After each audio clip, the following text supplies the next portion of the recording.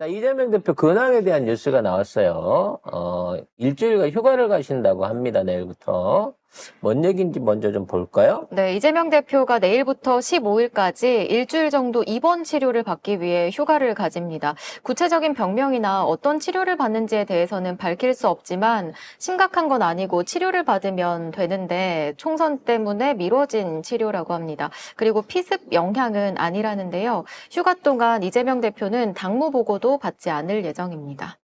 드디어 이재명 대표를 일주일 동안 진짜 편하게 쉬실 수 있게끔 우리가 좀 놔드려야 되는데 내가 보기엔 언론이나 검찰이나 이런 것들이 아마 안 놔두고 없는 사람을 놓고 얼마나 더 많이 씹어댈까.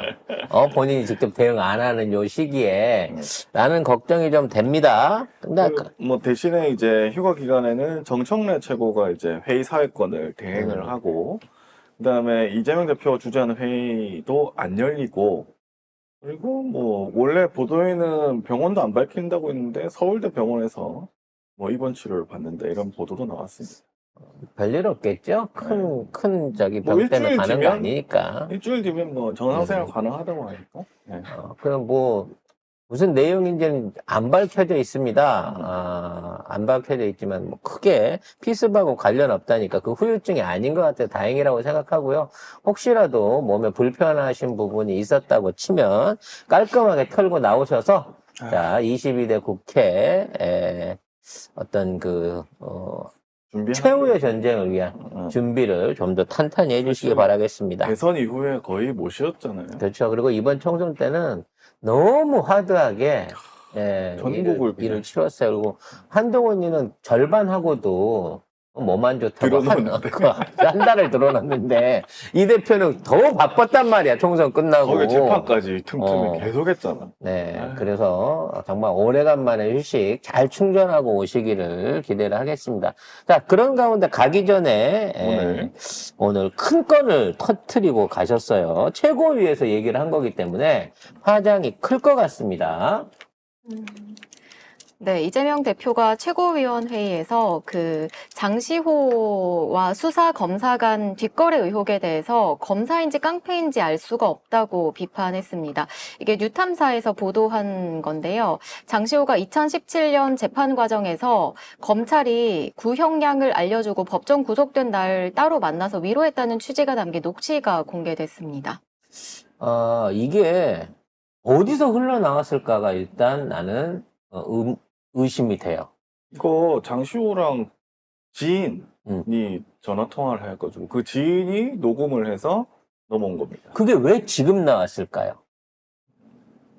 난 이 제보의 배경 안에는 이런 제보가 일어나는 배경 안에는 뭔가 지금 기존에 있는 윤석열 정권을 흔들려고 하는 검찰 세력들이 알게 모르게 이러한 제보들을 밀어내고 있다, 풀고 있다라는 생각이 자꾸 들거든요.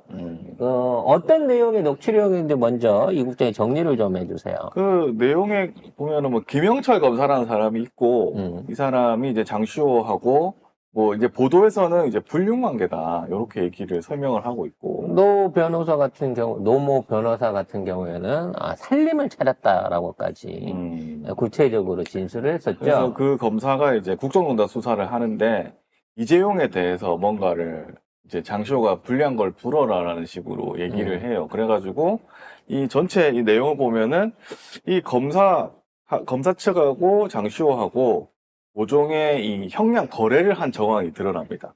내가 뭐 1년 6개월에 집행유예 2년이 붙을 거라고 김영철 검사가 장시호한테 얘기를 했는데 2년 6개월 엎어치기로 됐다 이래가지고 그때 뭐 김영철 검사도 벙쪘다 나도 벙쪘다 이러고 나는 이재용 부회장에게도 미안하고 김스타에게도 미안하고 해서 뭐 이재용 회장이 나한테 너무 잘해준데 내가 불리한 얘기를 해야 돼서 너무 미안하고 김스타는 나랑 잘 봐주고 해서 형량이 이렇게 되니까 이렇게 이재용한테 안 좋은 얘기를 하면은 되는데 뭐 할 수도 없고 안 할 수도 없고 막 그런 얘기를 이렇게 쭉 얘기를 한 거예요. 자, 그러면 이 내용을 송작가적인 언어로 한번 풀어볼게요. 이 내용 자체는 이제 뭔 내용이냐면 내가 이재용한테서 돈을 내지는 편의를 받았다는 얘기예요. 이재용이 나한테 잘해준 거 맞다 이거지. 그러니까 어떤 형태로든지 이재용이 장시호한테 금전적인 뭔가를 줬을 거예요. 왜냐면 그때 정유라 말 사준 것도 그렇죠. 삼성이잖아요. 문제는 이제 그 말을 사주는 과정 중에 그냥 정유라한테 다이렉트로 주든가 최순실한테 줘도 됐는데 왜 장시호를 거쳤을 거냐라는 부분을 우리가 한번 생각을 해봐야 된다는 거지. 즉 장시호는 일종의 최순실의 금고지기로서 돈을 받아서 전달하거나 그에 대한 연결을 고리를 하고 있는 실질적인 실무 역할을 했을 가능성이 높다는 겁니다. 그러면 어떤 형태로든지 그 팥고물이 좀 묻었겠죠. 떡을 옮기는 과정 중에서. 그래서 장시호가 아마 이 짓거리를 하면서 나름 축적한 재산이 꽤 되는 걸로 보여요. 뭐 일각에는 뭐 50억이 넘는다는 말도 있고 뭐 그러지 않습니까? 네, 그래서 상당한 재력을 가진 걸로 보여지는데 문제는 이게 추징이 되지 않았다는 거죠.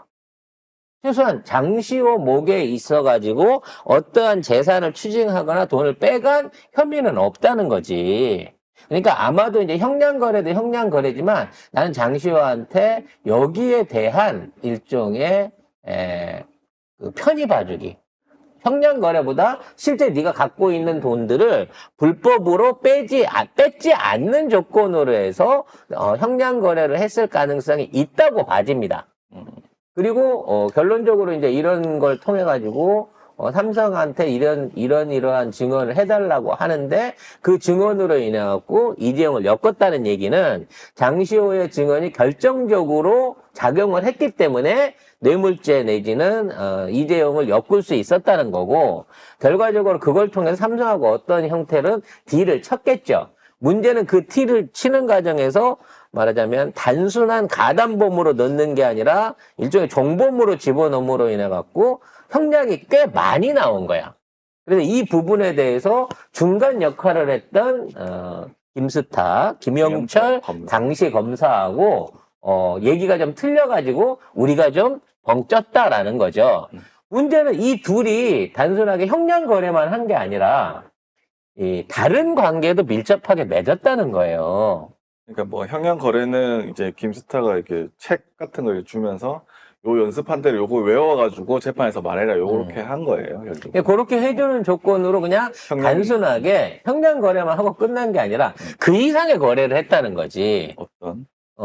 이게 이제 말하자면, 육체적 대화를 많이 가졌다는 얘기가 지금 나오고 있는 거잖아요. 불륜 관계라고 여기서 뉴탐사에서 얘기하고 있고, 그 다음에 비슷한 얘기를 뉴스버스에서도 하고 있거든요. 그리고 장시호 씨와 국정농단 수사검사 불륜 뒷거래 정황 녹취록 나와 이렇게. 그리고 더 중요한 건 그 조카가 정유라가 장시호에 대해서 그 부분에 대해서 맹렬하게 공격하는 멘트를 했고 또 그런 것들이 방송을 탔었다는 겁니다. 그때 뭐 페이스북에 막 썼잖아요.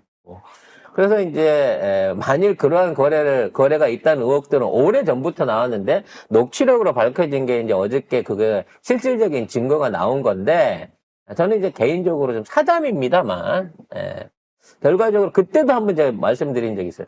장시호가 애인이 김동성이었는데 김영철로 갈아탔다고 하는 거는 김영철 검사가 의외로 매우 강한 남자이거나 아니면 장시호의 재산을 지켜주는 조건으로 해갖고 뭔가 일종의 둘 사이에 계약 관계가 있는 거 아니냐. 그러니까 동거라는 자체가 단순하게 무슨 애정 관계 이런 것도 있을 수 있겠지만 실질적인 공동으로 뭐 자산 관리라든지 자금 관리를 위한 어떤 그러한 밀접한 금전적인 관계도 있지 않겠느냐라는 의심을 해보게 돼요.